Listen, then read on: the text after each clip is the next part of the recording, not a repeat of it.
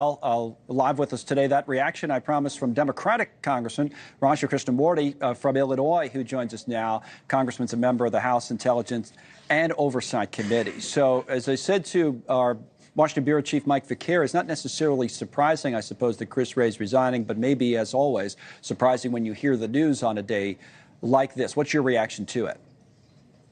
I think it's very troubling. I think that your previous commentator who said that Mr. Wray, who was chosen by Trump, is eminently qualified for this position, and she's not sure about the qualifications of Mr. Patel are on the mark.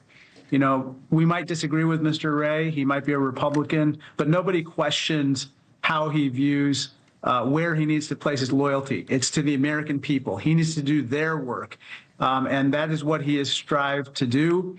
On the other hand, it appears that Mr. Trump has chosen Kash Patel because Mr. Patel will do the work of Donald Trump.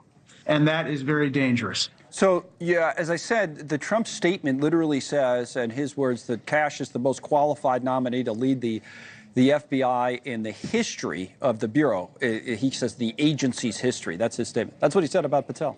Thoughts? I respectfully disagree with Mr. Trump.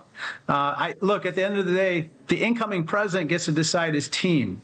However, as you also pointed out, the Senate will advise and consent and decide to confirm or not. And I hope that the senators, in taking up these conversations with Mr. Patel, ask him some very pointed questions about his plans for the agency, such as, does he really mean it when he says he's going to go on a vengeance tour, a political retribution tour with the agency? Does he really mean it that he's going to close the entire headquarters when he enters office?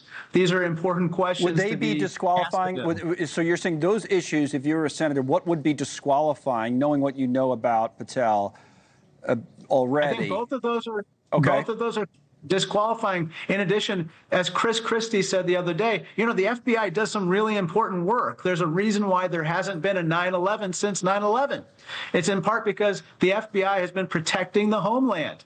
And when you have a guy who comes in and who says he's going to prioritize taking political vengeance and retribution on Donald Trump's enemies as opposed to protecting the homeland, protecting us from terrorists, protecting us against the bad guys, guess who wins? It's the bad guys. They are cheering for nominations like this. So that's not what we need right now. And to that point, doesn't a lot of that work currently, it doesn't mean it can't happen somewhere else, but doesn't a lot of that work happen at FBI headquarters, that coordination work for protecting the homeland?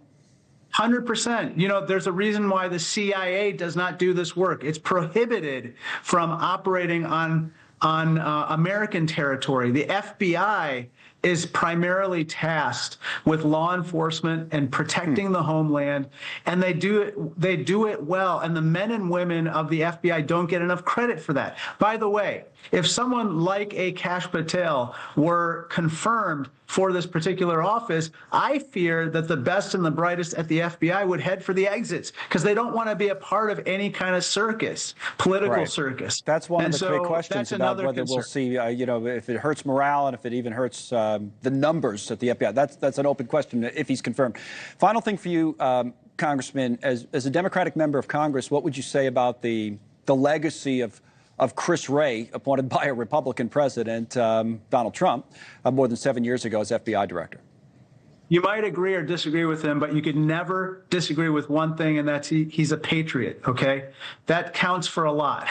I might be a Democrat, he's a Republican, but whenever he came to Capitol Hill, whenever he testified, I knew that he was putting America's interests first, and I have to also applaud him for his work with regard to efforts countering the Chinese Communist Party and their malign influence campaigns here in the United States. Congressman, thanks for hopping on with us so quickly as the news breaks. We appreciate it. We'll talk to you again soon.